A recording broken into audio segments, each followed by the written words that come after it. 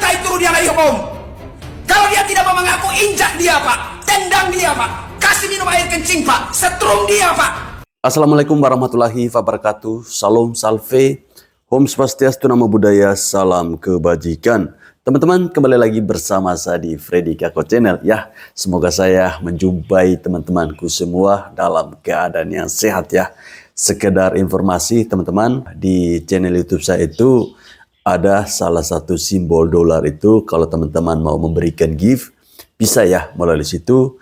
Terus mungkin bisa berlangganan ya. Ada tulisan langganan di situ ya. Oke teman-teman, video kali ini tentunya masih seputar kasus Vina dan juga Eki. Ini terkait dengan Ibtu Rudiana yang akhir-akhir ini kita mendengar kabar bahwa manusia banci yang satu ini, manusia pengecut yang satu ini kabur dari Mabes Polri setelah dilakukan pemeriksaan.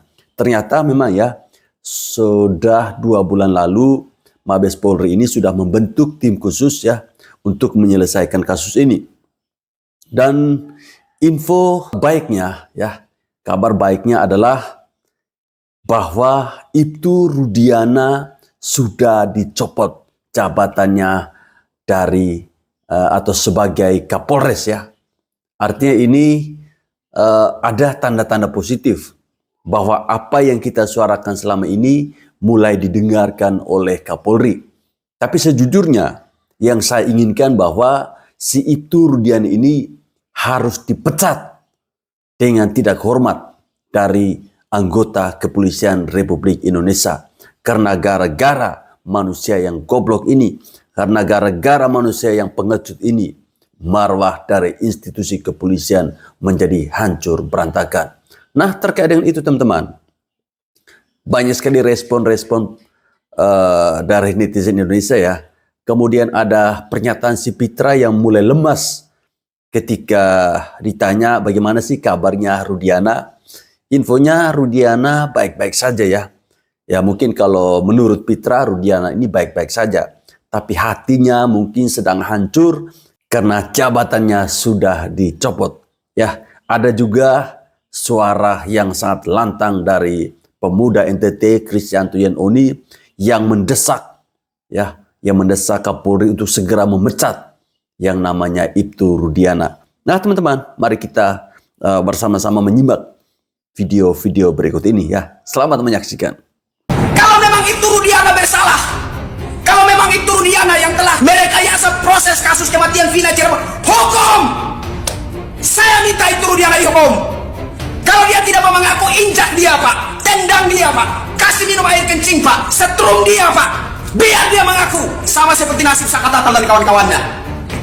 Jangan jadikan rakyat itu objek kesewenang-wenangan. Jangan jadikan rakyat lemah yang tidak berdaya menjadi objek penindasan, kekerasan, penjajahan. Stop! Berhenti semua ini. Bapak Kapolri, semoga telingamu masih sehat untuk mendengar keresahan rakyat. Bapak Presiden Jokowi, semoga Bapak masih punya nurani untuk merasakan kegetiran yang sedang dirasakan oleh rakyat. Merasakan keresahan yang sementara menyiksa masyarakat siang dan malam. Semoga ini didengar. Sampai kapan rakyat lemah yang tidak berdaya terus teraniaya, terus tertindas di bawah kesewenang-wenangan? Sampai kapan kami sebagai rakyat kecil harus menerima nasib sebagai orang-orang tertindas? Sampai kapan? Sampaikan kepada Bapak Presiden, kalau sudah ada keresahan rakyat yang memuncak, respon, jangan diabaikan. Saya marah itu ketika kasus seperti ini bukan satu saja. Kasus seperti ini terlalu banyak Pak. Hanya 1, 2, 3 yang meletup dan menjadi isu nasional. Pada kenyataannya kasus begini banyak. Rekayasa penegakan hukum seperti ini banyak. Di semua daerah di wilayah NKRI ada. Biar dengar ini para petinggi negara. Para anggota DPR, jangan diam. Kalian kami pilih untuk mewakili suara kami. Kenapa harus kami yang berteriak seperti ini? Masyarakat dengar. Kalau ada pemilihan umum, pilih caleg, pilihlah orang-orang itu yang seperti Kang Deddy Mulyadi. Ini bukan politik, tapi mereka memang wakil kita. Kita yang milik mereka, kita yang dudukan mereka di kursi empuk yang terhormat sana, kita yang pilih mereka untuk duduk di sana. Lalu kenapa ketika rakyat tertindas di bawah kesewenang-wenangan seperti ini, mereka diam 1000 bahasa? Kenapa? Kenapa harus kita yang harus berteriak? Kenapa? Nggak berfungsi semua ini anggota DPR. Aparat penegak hukum tidak berfungsi sebagaimana yang diharapkan oleh undang-undang. Saudara tahu, di daerah-daerah sering ada yang mengeluh ke kami. Mereka itu masyarakat awam kurang paham bahwa kami hanya seorang aktivis. Kami bukan pengacara, bukan pengacara ternama seperti Hotman Paris. Kami nggak punya kekuatan apa-apa selain melakukan aksi, selain melakukan demo, selain berorasi. Tapi itulah pemahaman masyarakat awam. Mereka pikir kami punya kemampuan untuk mengatasi suatu persoalan hukum. Nyatanya Pak, persoalan seperti ini terlalu banyak Pak. Dan terlalu banyak rakyat yang menderita di sana menanti-nantikan keadilan. Ini yang membuat hati kita merasa terkoyak. Dan siapa yang akan mendengarkan suara kita ini? Siapa yang bisa merespon jeritan hati kita ini? Itu yang kita butuhkan. Maka kalau Kapolri Jenderal Listio Sigit Prabowo tidak mampu, mundur. Anda tidak mampu mundur Pak. Kasihan rakyat kecil yang tidak berdaya, yang terus-menerus menjadi korban kesewenang-wenangan para anggota Anda Pak. Hormat Jenderal Polisi Listio Sigit Prabowo. Hormat Bapak Presiden Insinyur Haji Joko Widodo. Suaraku adalah suara kegeraman rakyat. Suaraku adalah jeritan sakit hati rakyat. Aku adalah mereka yang tertindas. Aku adalah mereka yang teraniaya di bawah kesewenang-wenangan. Aku adalah mereka yang teraniaya, yang 79 tahun konon Indonesia telah merdeka, tapi mereka belum merasakan kemerdekaan itu. Aku adalah mereka. Wajar jika abang saya ini ya Kristianto Yenoni sangat lantang ya menyuarakan terkait dengan di manakah ketegasan dari Kapolri, di manakah ketegasan dari Bapak Presiden Republik Indonesia, di manakah para anggota DPR. Ya, seharusnya yang lebih lantang bersuara itu adalah para anggota DPR yang sudah dipilih oleh rakyat. Artinya mereka ini mewakili suara rakyat. Artinya mereka ini mewakili jeritan-jeritan dari rakyatnya sendiri. Kasus Sambo, saat itu bahkan mereka membentuk pansus. Ya, para anggota DPR RI ini yang terhormat ini. Namun kenapa peristiwa Vina Cirebon ini kok mereka adem-adem saja ya? Ya, tidak ada niat sedikit pun untuk membentuk pansus, mengungkapkan kasus ini, mendesak Kapolri, ya, mendesak Polda Jawa Barat, mendesak Rudiana. Apakah para anggota DPR RI ini sudah menerima cuan dari orang-orang ini? Apakah benar bahwa asumsi masyarakat selama ini yang beredar? Di balik peristiwa ini ada orang-orang besar yang tersandra. Ada orang-orang yang punya jabatan tertentu, punya jabatan tinggi yang tersandra. Sehingga ini memungkinkan bagi para anggota DPR RI tidak berani membentuk sebuah pansus untuk bisa menyelesaikan peristiwa Vina dan Eki ini. Ya, jadi kita hari ini kita senang sekali, berita ini sangat bagus. Rudiana sudah tidak punya jabatan, dinonaktifkan dia sebagai Kapolsek, diganti dengan yang baru, dia nggak punya kursi lagi. Ya, dia punyanya cuman pengacara dia yang terlalu banyak omon-omon. Dia akan segera masuk penjara dan pasti akan dipukulin. Tinggal menunggu waktu aja dia sama kawan-kawannya. Dan terlalu banyak simpatisan 7 terpidana ya. Dan ingat, orang yang masuk ke dalam bui itu belum tentu orang yang bersalah. Bisa jadi karena fitnah, salah tangkap, seperti itulah. Orang yang masuk dalam bui bukan berarti dia itu bersalah. Bisa jadi karena salah tangkap, bisa jadi karena dia difitnah, bisa jadi karena dia orang kecil, bisa jadi karena dia tidak punya uang, bisa jadi karena dia tidak bisa berbuat apa-apa, bisa jadi karena dia diancam, bisa jadi karena dia dipukulin, bisa jadi karena dia disuruh minum air kencing. Paham kan maksud saya? Saya bahagia banget hari ini, bro. Kenapa? Rudiana sudah tidak punya kursi. Sudah tidak punya jabatan, sudah dicopot, ya. Tidak, dia tinggal punya siapa? Tinggal punya Elsa Sharif sama Pitra. Go, ya, ingat Heri Azka, ya, Rudiana, ya, tidak punya jabatan lagi. Nah, Rudiana udah dicopot, ya. Jangan sementara, selamanya. Ya, ya. Lo harus dengar itu. Ya, dia tidak punya kursi. Ya, ingat itu. Ya, dia tinggal punya Elsa Sharif sama Fitra. Keren, bro. Ya.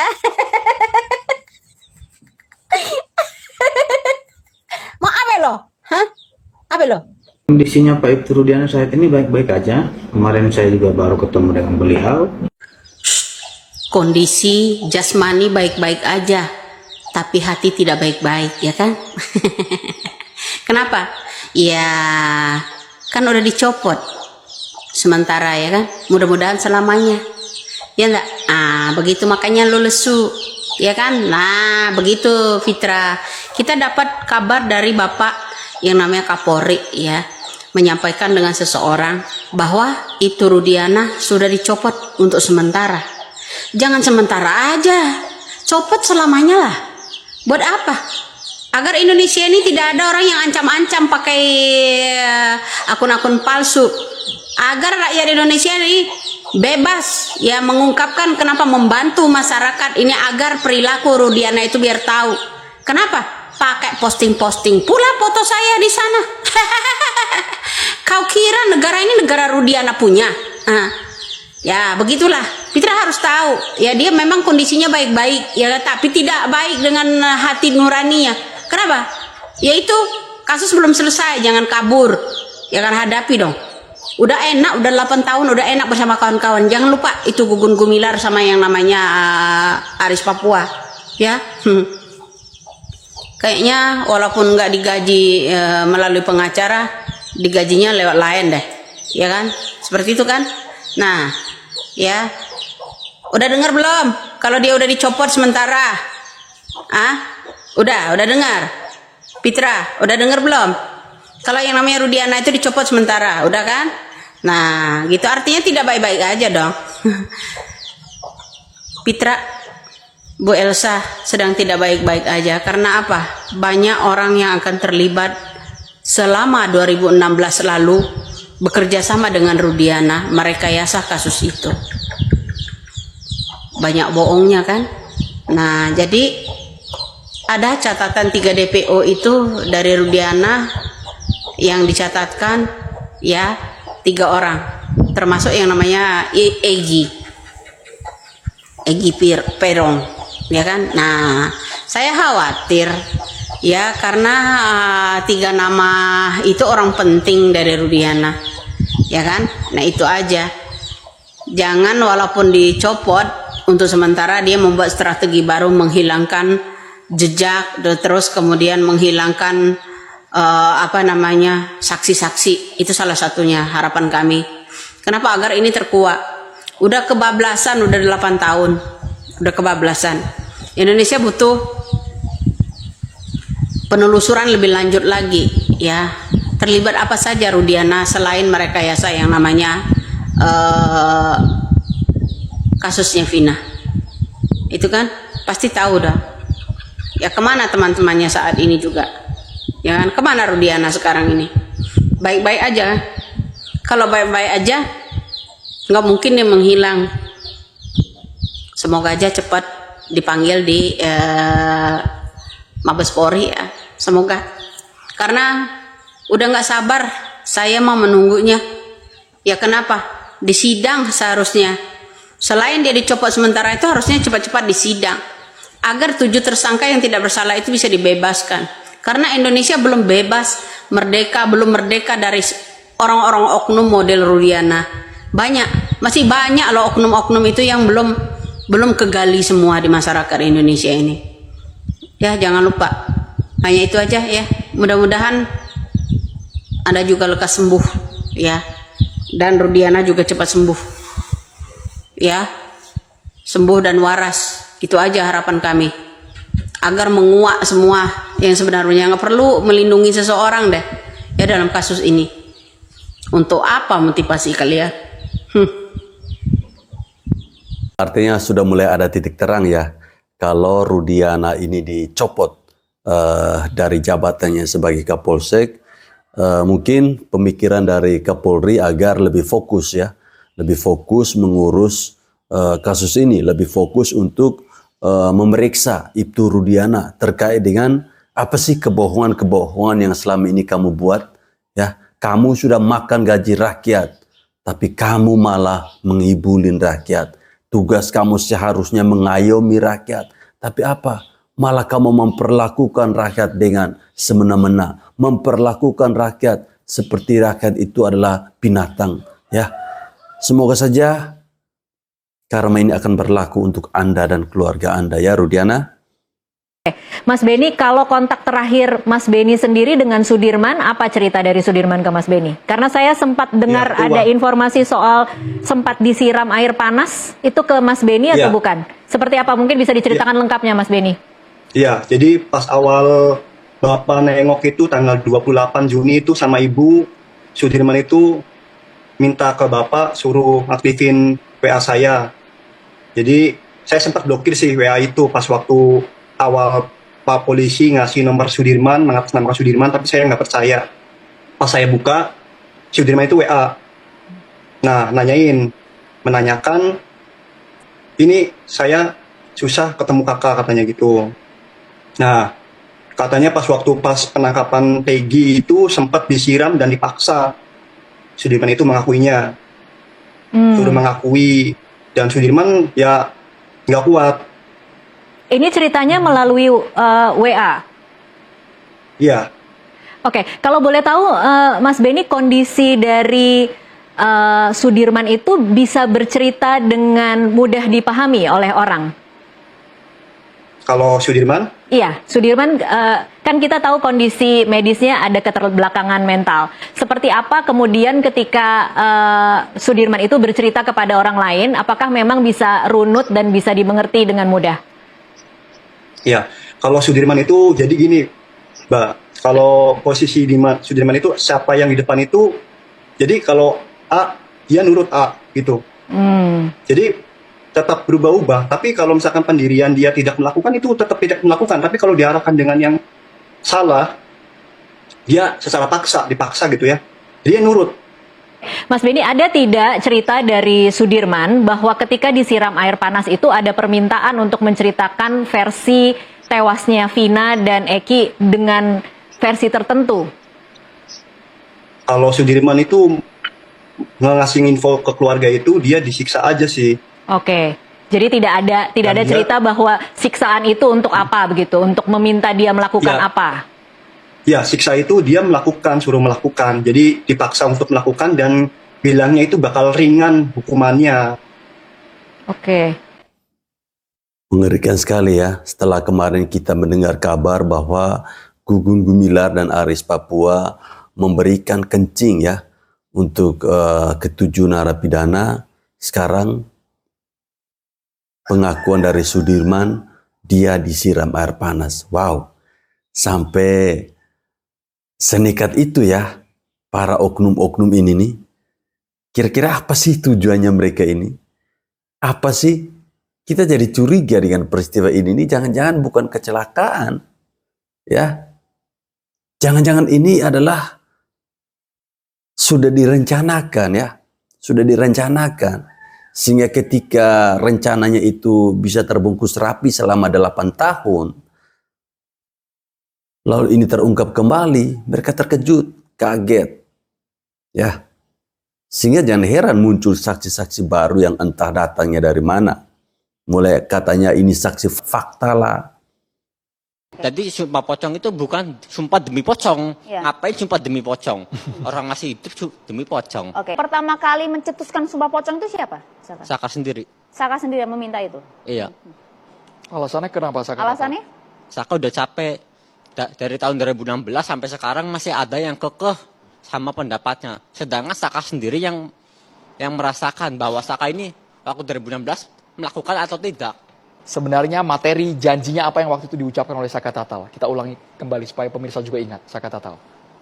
Jadi janji Saka kan bahwa Saka itu tidak ada di situ dan tidak pernah melakukan apa yang dituduhkan. Dan ada penyiksaan bahwa waktu di Polresta Cirebon. Kebenaran penyiksaan itu dan juga membantah adanya pembunuhan dan juga pemerkosaan itu ya, Iya. Saka ya. Oke.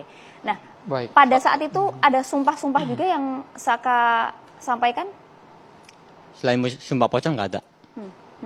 Tapi Saka tapi Tatal kan ada sempat- mungkin nama Allah Ya. yang disebutkan, ada sumpah yang juga diselipkan dalam kalimat atau materi yang Saka sangkal. Sempat bersumpah atas nama Allah Ta'ala juga ya?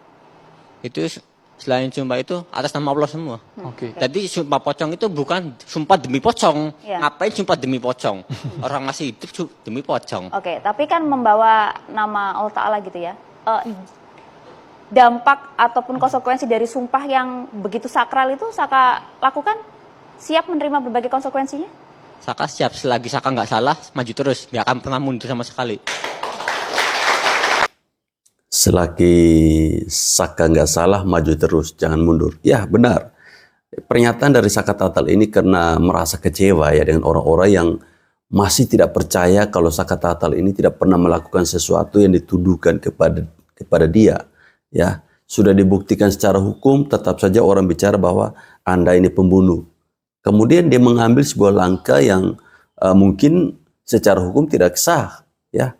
Tapi banyak orang yang mempercayai itu, yaitu sumpah pocong ya teman-teman.